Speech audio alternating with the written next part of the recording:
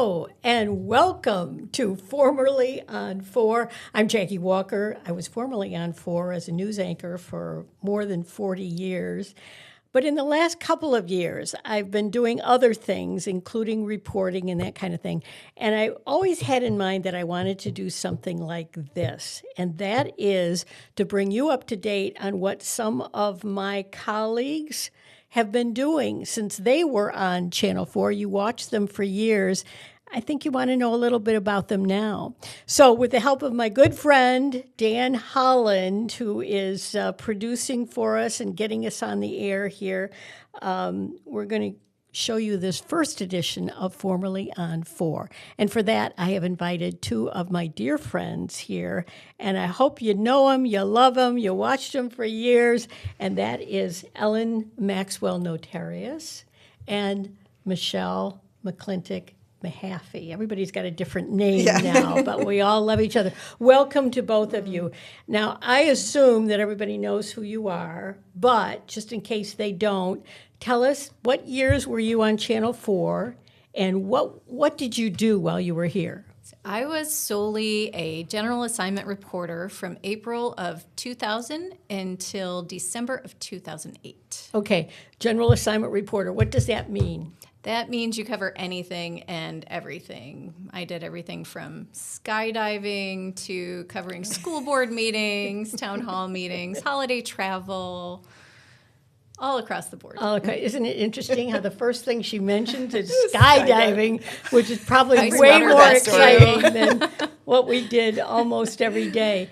Some of the video that you're seeing are from stories that, there's Ellen right there, from the days when they were on the air. And Michele, what years were you on the air here? I was on the air from 2002 to 2011.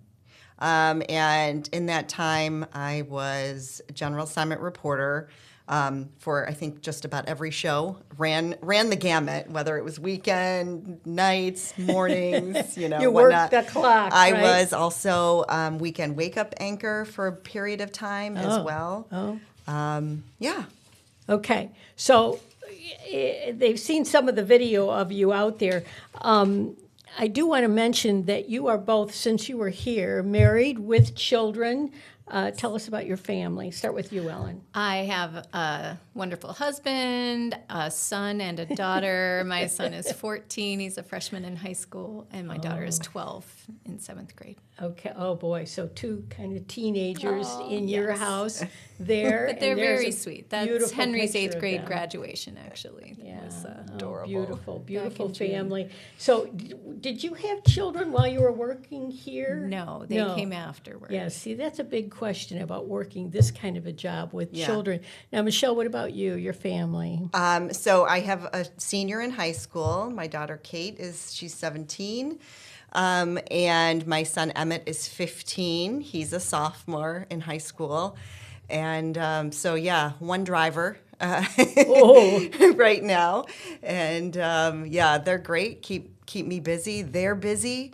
I can't imagine having teenagers in this job. I think when they were little, it was a little bit easier, but teenagers, no. There's just too much running around, too much going from Teenagers here are to tough there. no matter what. Yeah, All the you have to be practices. so flexible with teenagers. And when they were babies, they could be contained. I had them both while I was working. You did. So, do your children have any memories of you being on TV? Not at all. No, because Kate was she was only 3 when I left, and Emmett had just turned 1. So they were very, very, very, very young. And I will never forget, Jackie. You probably don't remember this. I probably but don't. When I came back to work after having Kate, I came back to work, and it was my first night back, and I was working nights, and I was sitting at my desk, and I was crying. And I remember you came up to me, you gave me a big hug, and I will never forget it. And you just said, it's hard, it gets a little bit easier, but it never will get easier. And you know what? I would say that today, too. And this is just making me cry. and it's the choice you make, and your kids will your kids will appreciate it one day, and they'll be proud of you. Oh, And is that remember true? you telling me that story. I remember that. What was that? Is that true? It is true. Yeah, it is. I mean, they don't remember this aspect of my life, and it's funny because, when I have shown them video, they're like, "That's you, Mom."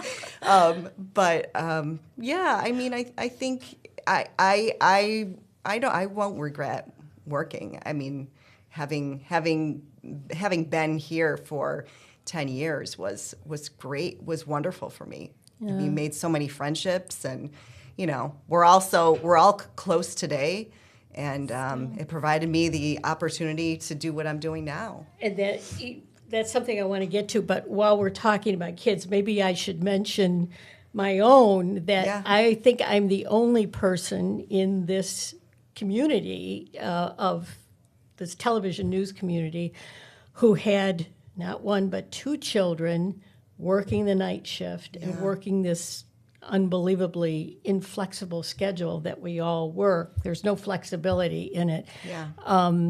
And my kids grew up with me on TV, and first of all, they have a different last name. They have my husband's last name, and so a lot of times people didn't know when they went to school that they were my children, which was great, and we wanted to keep it that way and give them a separate life.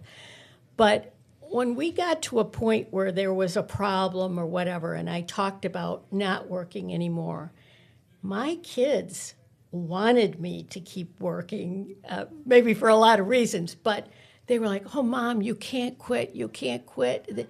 Oh. I think they knew growing up in our home that how important our work, we considered our work, and still do, as a matter of fact, but how important it was not only to me but to the community. And they had seen how people out in the community had reacted to us.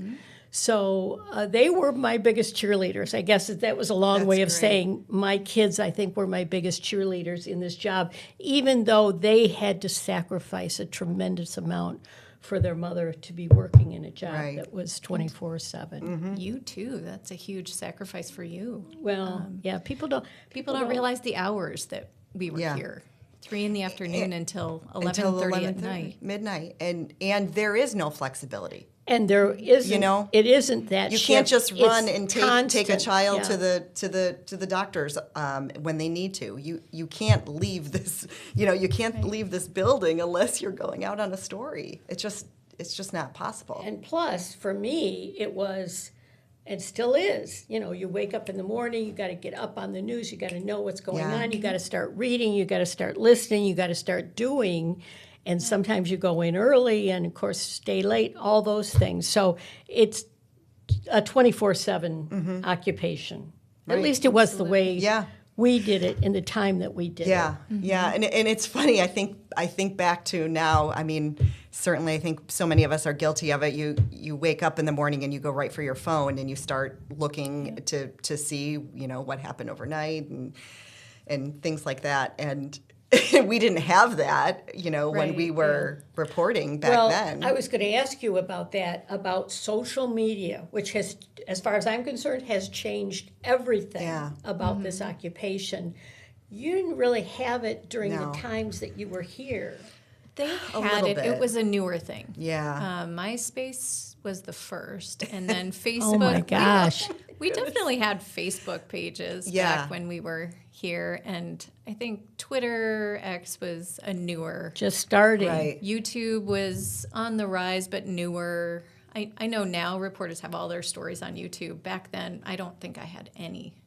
Well, and what has done for reporters now is that you're responsible to get not only, the story that you worked on all day long, or not even all day long, maybe for a few hours, but you've got to get it on all those social media sites too, which means a lot of writing, a lot of, technology involved, all that kind of thing. And oh, by the way, get the story.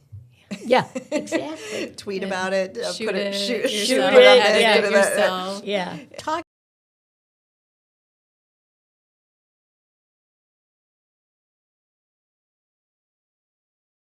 doing now? Well, I am teaching journalism at Buffalo State University now. I'm teaching students how to do news-style video stories, and we also have a TV show that we do in the spring semester, and it's a lot of fun. So you're teaching television news journalism to young people who've never really watched news before, is that right? It does seem that way.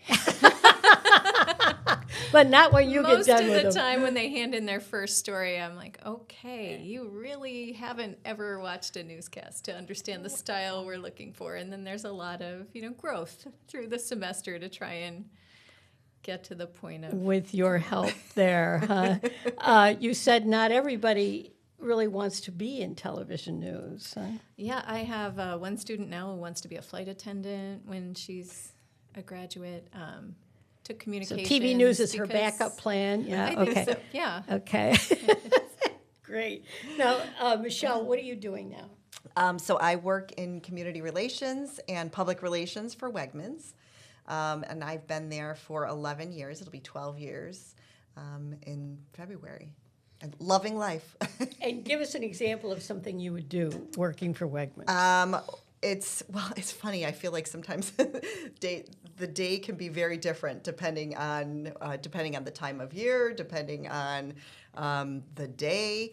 Many times I will be handling reporter questions when they come in, working with our media team in Rochester at our corporate office as well, and then also executing on kind of community giving for the company for Western New York. So that means partnering with our local nonprofit organizations to help them with whether it's fundraisers or whether it might be programs that they're trying to get off the ground and helping them with either funds or with food. A lot of this sounds just like the kind of thing you might have done here at Channel 4. Did this job prepare you for your current career? I think so in the fact that, the days are different. Every day could be very, very different. After this, I'm going to an appearance that we have at one of our stores for a Buffalo Bills player. So it really depends on the day, and it could be a customer-related issue that I'm maybe helping out with. So the day can be very very changing, and yeah, it could be. I have a lot of. I would say most of my time is spent in our community relations area in terms of helping out nonprofits and deciding where a lot of our company philanthropy goes. Of the things you described here, and I'm sure it sounds familiar to Ellen, where you say every day is different. You Yeah. don't know what's going to happen. It sounds a lot like working in a newsroom. Describe what it was like to work in the newsroom here when you were here at Channel 4. Always an adventure. We have so many stories, right, Ellen? I mean, like a lot of them we can't share, Come unfortunately. on. That's what we're here for. But we would laugh so hard and cry together and I go know. out after work together. Yeah. Just And you would get became a assigned family. stories, though, Yeah. and back then it was really like you were assigned stories. I think today people are more, come up with their own story ideas and Yeah. go out and pursue it. Enterprising, yeah. But back then it was like, Michele, you have to do this. Yes. Ellen, you have to do that. Yeah. And then you'd sit there and go, well, how am I going to do this? And then you get started. Yeah. And you got to do it. You got to Yes. do it for the newscast. Right. Right. You're on deadline all the time. Yeah. yes. You know what's interesting, though? I will say, and we in the business, we had a daily deadline. When you're a general assignment reporter, you do your story, you go home at the end of the night, and you're not thinking about what you're doing tomorrow because you'll get the assignment tomorrow. Yeah. Right. So Back then, and now it's a different. Now I'm in a different industry where I may still be working at night and following up on emails and things like that. But Yes. when we went home at the end of the day, it was kind of like, see you tomorrow. That was one of the things I loved the most about it. Yes. Yeah, you didn't have to stress about what was coming up the next day because that's the next day, and that news hasn't happened yet. And it was going to It was happen. exciting. Okay. Yeah. I want to talk about a story that, and you know what I'm going to say, Michele. I want to talk about a story that has lived on beyond the time that it happened. Yeah. Tell us about the bear. Well, there's so many variations of this story, Jackie. I really do have trouble remembering what really took place. But you Okay, see the now beautiful look at the bear, screen. Look at sweet the little screen. bear There's up the in a bear. tree. This was in Williamsville. This is out in Williamsville. Yep. Michele's the night reporter. Now look at her. Look at the I frantic was look on terrified her at this point. I was terrified, panicked, all of the above, because the photographer I was working with, Shane Phillips, and I were out. So Shane took this video. Shane took the out video. in Williamsville. You're out at night. We were just the two trying of you. to find. Well, and there were people in the neighborhood we were in, and they were kind of walking around and, oh, we saw him down there, we saw him this way, and so we would hop in the van and go driving, and try to peer and find the bear, and then we were doing live shots because the bear was on the loose in Williamsville, and in a neighborhood in Williamsville, and that was big news, and so we were just about to go live, and I think Now I'm at the anchor desk. you're at the anchor desk, and Don and you were both tossing it to me. You were tossing your intro So we to can me. see none of this. We couldn't see we any are of that. tossing to Michele out in the field where there's I wish word we that could there's a hear bear this. in Williamsville. And we're tossing to her, Yeah. and we don't know that she is essentially in jeopardy on live TV. I can laugh about it now, Jackie. Yeah, me too. But so what Right happened before you went on. Right before I went on, Shane has got the camera pointed at me. I was about to start And it's talking. dark, yeah. And he points over my shoulder and said, "There he is." So literally, I don't know what that means, but I know it's behind me somewhere. It's so just as God. you and Don were tossing to me out in the field, I don't know. I felt this wave of panic come over me because I thought a bear was immediately behind me, and I just didn't know what to do. And I'm sure. Thank goodness there's no audio here because I'm sure I was rambling. I don't know what was said. And I don't remember that. I think you were hyperventilating. I though. probably was. And at that point, I think we cut you off and said, Michele, you and Shane need to be you did safe. say. Yeah. I clearly remember you saying, "Get into the van and be safe." I do remember you saying that.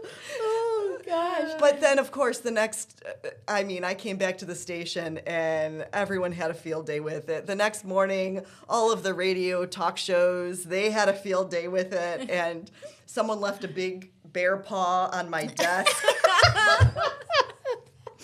Sign. Oh, my gosh. The story lived on for quite a while. Did they my catch God. the bear that night? I don't even remember. I would mean, there's so imagine, much about like, this the story police that were I maybe don't watching remember. and thought, oh, we better get over there. Well, there was I do remember we were pretty alone when we were doing that live shot. By Yeah. that time, it was 11 o'clock. I mean, people had gone in their houses. So I think we were the only ones. They out went in there. their houses to watch TV Watch and watch the TV. lady with the bear. Watch the lady who was panicking on live TV. That is great. That is great.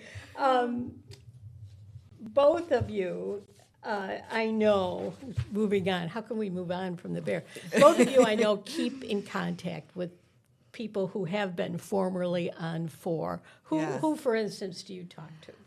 Well, Michele, she was the matron of honor in my wedding. Oh, So I forgot about that. we All get right. together a lot. Our friend Mary Zopp behind the scenes, Erin Mason, who used to be our Erin producer. Mason, who's now news director at Channel 7. Yes. Mary Zopp, who's now very Child and big Family in Child and Services. Family Yeah. Services. Kathy and Scott Swenson.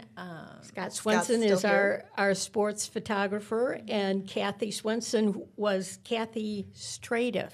Yes. Oh, when yeah. she was on She the was air. also here. Swenson. Yeah, After now she she was- she started going as got Swenson. married during that Yeah. time. Yeah. And then Joe D, Joe D, yeah. who was a photographer. Oh, yes. Jerry Vincegara, who used to work in graphics. Yeah. Yeah. And Jay Harris. Jay Harris. Now he's was at a the Bills. producer for Yeah. Van Yeah. and Paul Peck, yeah. Yep. And Oh, Paul yeah, I Peck see Paul is Peck another every one. year. See, here's the thing. I was thinking about this, and I think you would agree. There is something about working in a newsroom, this atmosphere that we have, where you're constantly under deadline. You're all under the same deadline. You're all working for the same goal every day, that you become very close. Yeah. And I feel like, and I've had this happen, where if you saw somebody from that time in the newsroom that you haven't seen for 20 years, you will walk up to them and Yeah. start talking like it was yesterday. Right. You have that Yeah. bond, you know. Yes. Well, it's just, I mean, think about, you think about the stories that we've all covered together and how, how you're working with someone. I mean, I think about it, and the photographers. We're so close to the photographers because you'd spend 8 hours with them, and sometimes you'd have to go down to the Pennsylvania border to cover a Right. story. Yeah, you're in the car, you're this yeah, close you're together. Very close friends. Yeah, I mean, you're just like they become part of your family, and you know everything about them. They know everything about you, And you're working in situations in which we're working with people at maybe the highest time in their life and the lowest time in their life, the stories that we cover, which makes me think of, 9/11. Yeah. You were here for That was a terrible day. 9/11, right? I was. Yeah. I was working the night shift, but woke up that morning and turned on the TV around 9. So I think we saw the plane crash into the Pentagon, I think it was. And I immediately called the station and said, "Do you need me to come in?" And they said, "Yes, get here." So I lived 5 minutes away at the time and just came in. And what was your assignment that, do you remember? What I had several. At first, they sent us to an elementary school to see, because they thought, this is kind of like the historic when JFK was shot moment. People are always going to remember what they're doing. How are they handling this in schools? And then all these flights were grounded here in Buffalo that were intended to go other places. So all of the hotels around the airport were packed with people with nowhere else to go. So we went and talked to people in airport lobbies, hotel lobbies near the airport. And but all at the same time, I knew of 2 people in my life who were likely in the Twin Towers. I had been in New York a month before, and we had done a harbor cruise. And my friend said, "See those 2 tall buildings? That's where I work." And that was all I could think about. Oh, boy. And then my younger brother's best friend, we knew was on the 95th floor. We didn't know which tower. And it had been all day. We were just out, trying to keep busy. But I kept on the phone, has anybody heard from them? And finally, around 10 o'clock that night, we heard they were both okay. But it was a really long, Which terrible day. brings up working on stories where you know someone, where you're personally involved in some way. Flight 3407. Yeah. You grew up in Clarence. I grew up in Clarence, and I knew 2 of the people who were on board. I knew the family I knew the Kausner family for many years, and I remember I was at home. I think I worked, I don't know if I worked the morning show at that time, but I was home watching the 10 o'clock news, and Lisa Flynn was live. And I remember she was interviewing Chris Kausner. And I, my heart immediately sank, because they're just such a lovely family, and we kind of knew. And then I had called the station, and so then we came in. I came in the next morning. I wasn't scheduled to work, but I came in the next morning, and I remember as soon as I walked in the building, I got a phone call from an old friend from high school that another one of our friends, Jen Neal, was on board, and she was on the plane, and she was pregnant at the time. Yes. So that was kind of, and I went to, I want to say the public library in Clarence was kind of the home base from what I remember, and I just I remember the news trucks from all over, Yes. ascending on the area, and it was really hard. And at that time, it was pretty much, it was informational, just putting out. I remember the public information officer at the time. I think it was Dave.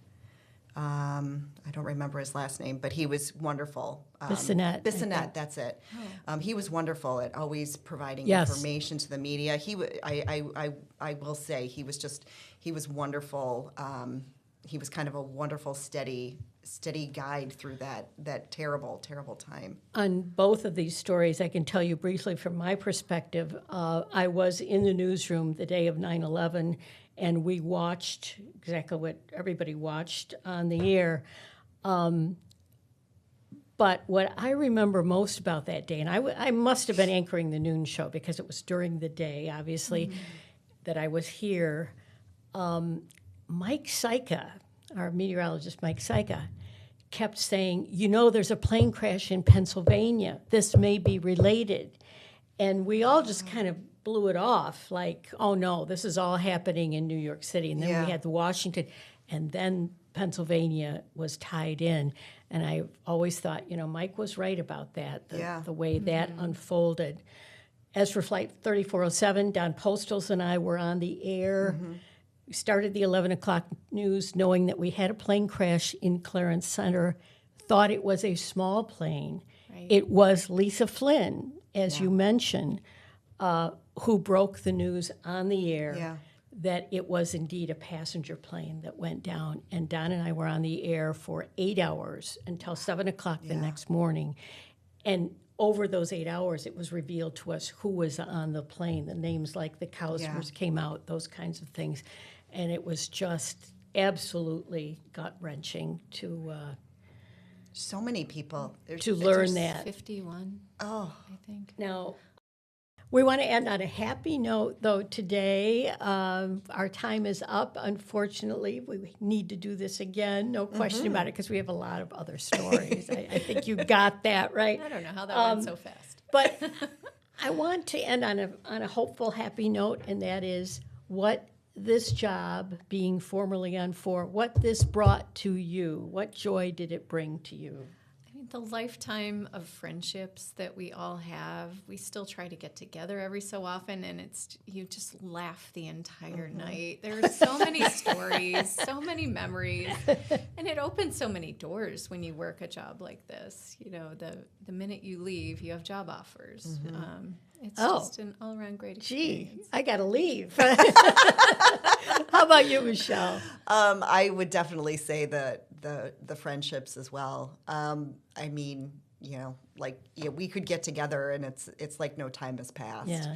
Especially when you see people who we worked with at Channel 4 from years ago. I appreciate the time I was here because I almost think of it as like a magical time because things were so wonderful in the industry. When I first arrived, it was just like it was such a great place to be. It's such a great industry to work in, and that time in our lives too, when we were all younger, we were all young, didn't have kids yet. I went from single to married to having kids all while I was here. All right, ladies, thank you so much. Thank you. We'll do it again. Thank You're you for great. having us. Thank you for sharing. Thank you for watching during this time. This was our first attempt at Formerly on 4. If there's somebody you want to know more about, why don't you pop me an email? I'm jackie.walker@wivb.com. Until next time, thanks so much for being with us.